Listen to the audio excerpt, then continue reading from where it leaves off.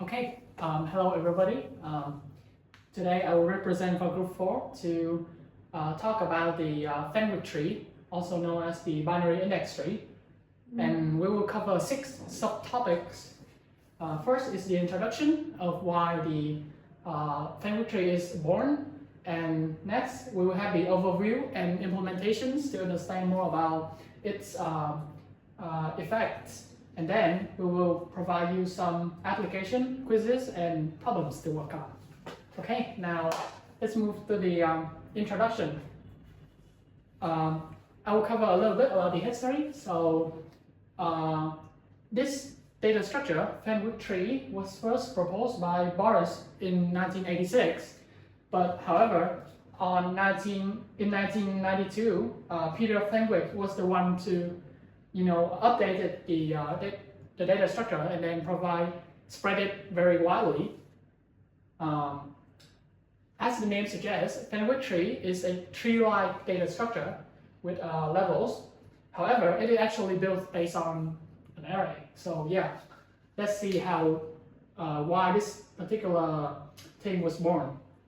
So we have a starting problem, which is quite simple. We have an array of n elements and 2 operations. That is, first you want to calculate the sum of consecutive elements from maybe 0 to 7 or 6. And second, you may update an element. For example, here you update A5 to 8. And maybe we will have 2 approaches to this problem, which are the simplest. The first thing is to, construct a prefix sum array where each element is the sum of A1 to AI. And using this, you can calculate sum in the time complexity of O1 and update. However, it takes ON, which is kind of expensive. Or you can do the very, traditional way of just doing a loop to calculate the sum. And update, it just replaces the index in O1. So in other ways, you will have to lose O1 for one of the operation and ON for the other, which is kind of expensive. So that's why the FENWICK tree, the FENWICK tree was proposed to balance the 2 operations to O log n.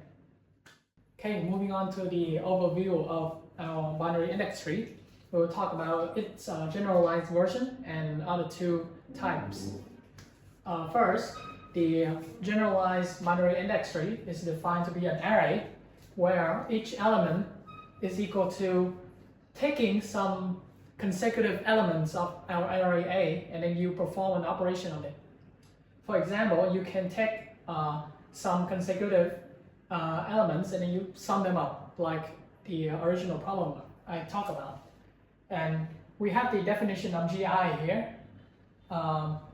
Is a function that satisfies this condition. So the reason why we mention GI is that by choosing GI optimally, you can lower the time complexity for our 2 operation, which is querying and updating. And also we have a version of index starting from GI plus 1 to I. So this thing will be called one-base indexing, and the previous one is 0-base, and I'm going to talk about right now. So in the one-base version, as mentioned earlier, BIT of I is defined as such. We'll just simple things and use the sum instead of group operation. And in this case, the key idea is that you define GI to be such. GI is the number such that its binary expression is equals to I, and you turn off the I's lowest bit. What does that mean? So you have GI here, and this is just this mathematical expression. You take the lowest bit. For example, here you have number 001010, and you take its lowest bit, and then you remove it to obtain a new number. So we have a tree-like representation here. So you can see that by this definition, BIT of 4 will contain the sum from A1 to A4. Why? Because you take G of 4, you will have G4 plus 1 here is equal to 1. So BRT of 4 is the sum of 1 to 4. So yeah, it covers this whole thing. And similarly, you can have BRT6 cover 5 and 6, BRT7 only cover 7, and etc. Now we will talk about the answering queries. How does this make answering query in O log n? So to answer a query, we want to maybe we want to take the sum of AL to AR, which is just becomes calculating the sum of 1 to R and minus from 1 to L minus 1. So how do we calculate the sum from 1 to I using binary index tree? We have sum of I will be equals to BRT of I plus BRT of GI plus all the way to the final G that you can take. So this is just this derived from this original definition. So nothing hot here, just a bunch of sum of BRT. But the fun thing is that the number of times that you call this BRT, which is BRTI to BRT of GR of I, where R is the smallest index, when you perform it one more time, it will equal to 0. So this whole thing here, you call it maximum in O log of n. Why? Because each time you will remove a 1 from the number. So you can, here, from BRT of I, you will remove number 1 from here. You apply 1 again, you remove another 1 here. So the number of times that you execute this method is at most the number of 1s in this number here. And you know, in a number n, we have at most log of n number 1s in its binary expression. So therefore, the query will be answered in O log n.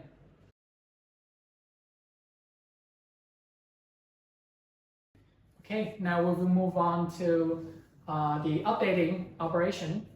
So suppose that some particular element AI is changed during execution. We will have to update all of the BRTJ that consists AI in it. So in other words, all the J that satisfy this particular inequality. So how do we update all of those BRTJs? Miraculously, we have this sequence here. These are all the indices that we need to update.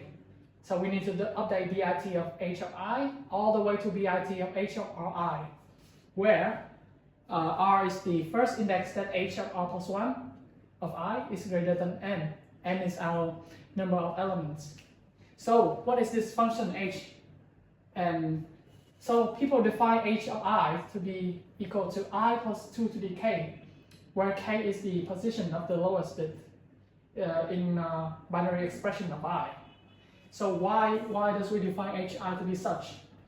So first let me give you a little example of this function to see how it works. So you have a number here, 0, 0, 1, 0, 1, 0, and you perform H onto it. So you take this number and you plus with 2 to the k. K in this situation is 0, 1, so k is 1. And you sum them up, you have obtained the number here. So it can be proven that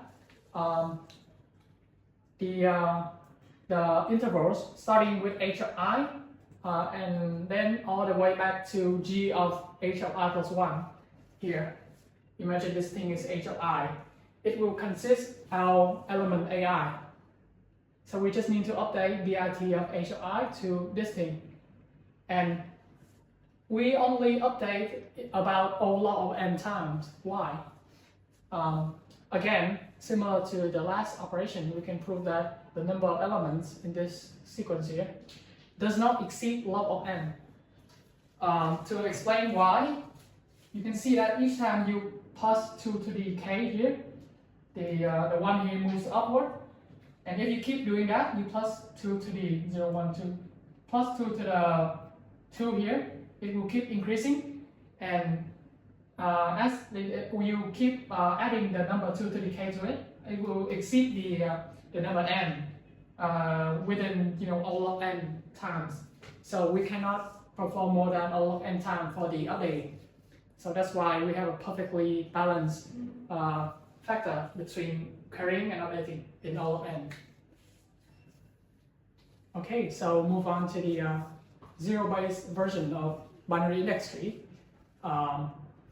We have a little difference here comparing to the one base, is that BLT of I is the sum of AK, where K from GI to I. So you can see that we miss 1 here.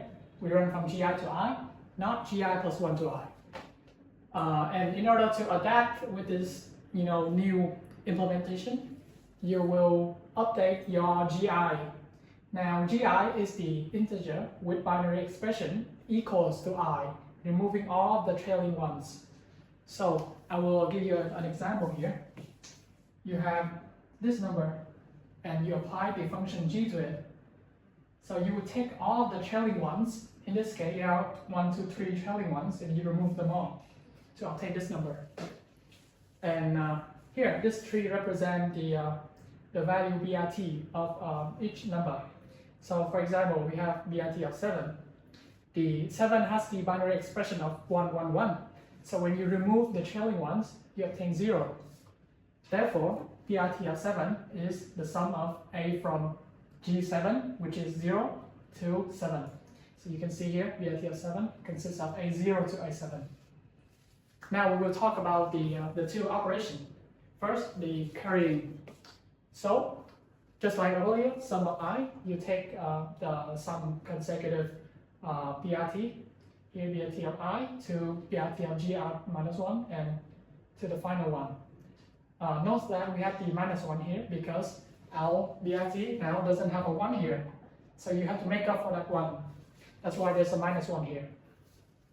So the reason why this performance in O log n is because just like we can prove it just like earlier when you cannot remove at most O log n number ones, O log n times. So yeah, it will be performed in such complexity. Next we have the update.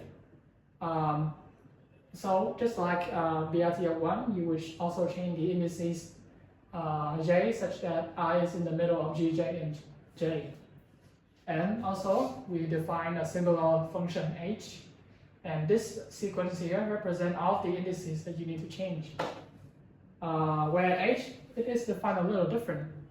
H of I is equal to I or I plus 1. This is the OR operation. So here a little example.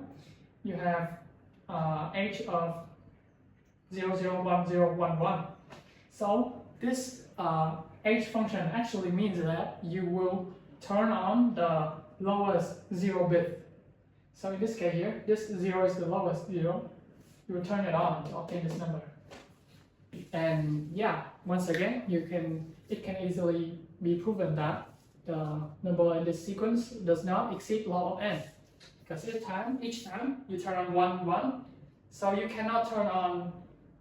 You can turn on at most log of n. Therefore, both operations also run in O log n.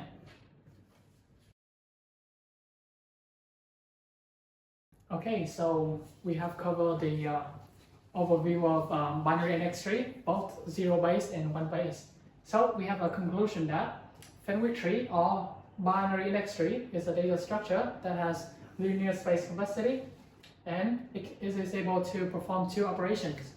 First is calculate some function, where we mentioned earlier is the sum, but we can use any function on an interval L bar within O of log 2n. And also updating also only costs O of log 2n, so it is a very balanced data structure. Okay, now moving on to the implementation, we will see how we actually manage the code of the binary index tree in C++. Okay, since both indexing share the same structure, I will just mention one of them. We have a struct of BRT here, where we have two vectors, BRT and A.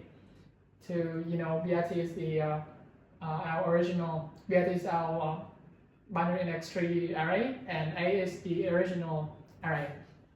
And also a couple methods. The first thing is the initialization of a BRT, and then we have the querying and the updating, as I mentioned earlier. Okay, let's see how does the animation of initializing work. Here we cover an initialization that works in O of n. So we look from I equals to 1 to n, and then we keep updating. So let's see. With I equals to 1, we will use A1 to update for BRT of 1 and BRT of 2. I equals to 2, we will update BRT of 2 and BRT of 4. And I equals to 3, we will update BRT of 3 and BRT of 4 as well. So keep doing that until you reach n. And now our BRT array is ready to use. All the way down to n. Alright, so let's move on to zero-based indexing. It's just mostly the same thing, but here you change a little bit because the function g is different. So from I equals to 0, you will use it to update BRT of 0 and BRT of 1. I equals to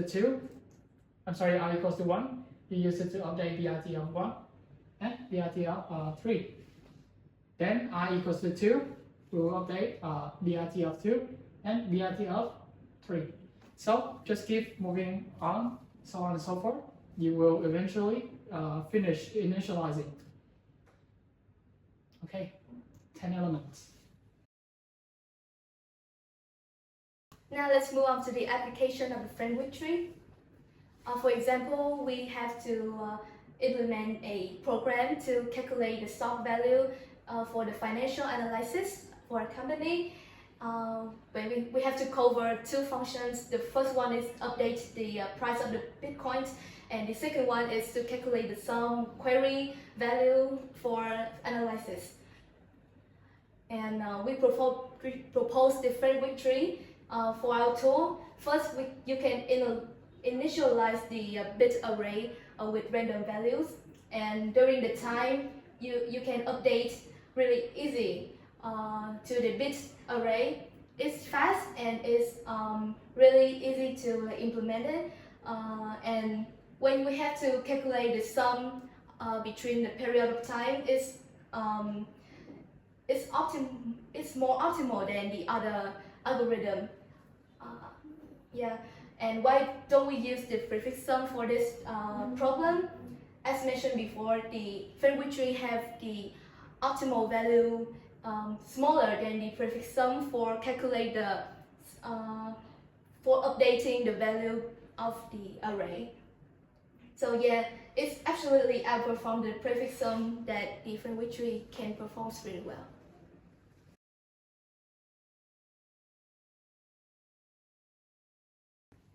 Next, we will review our class today by some questions. So the first one, FENWICK tree is named after who displayed in an article, like the overview, the introduction we have mentioned. And the actual structure of FENWICK tree is the array. Like we perform the FENWICK tree via the array, not linked list or tree structure. The complexity when updating an element of a FENWICK tree is absolutely O log n. And if a zero-page FENWICK tree have 20 elements according to tree model, the parent of the 12th element is. So we have here, you can calculate it at home, or you can pause the video and calculate it by yourself. The given answer is that. So these two questions is about the expressions for the bitwise operation. You can practice it after the video, of course.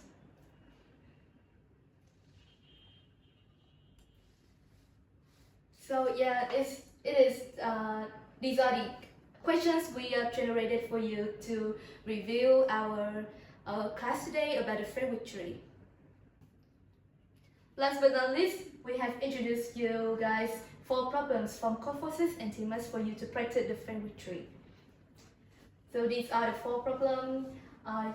We have inserted the links to 4 problems in our report. You can go to our report and access to the Codeforces and Temas to obtain the problems online, and you can solve it by yourself. But if you are not able to solve it by yourself, you can look at our idea and the detailed solution in the report to help you guys accept it in the submissions on Codeforces. Yeah, and that's all. That's the end of our video for FENWICK tree. So thank you for listening, and see you guys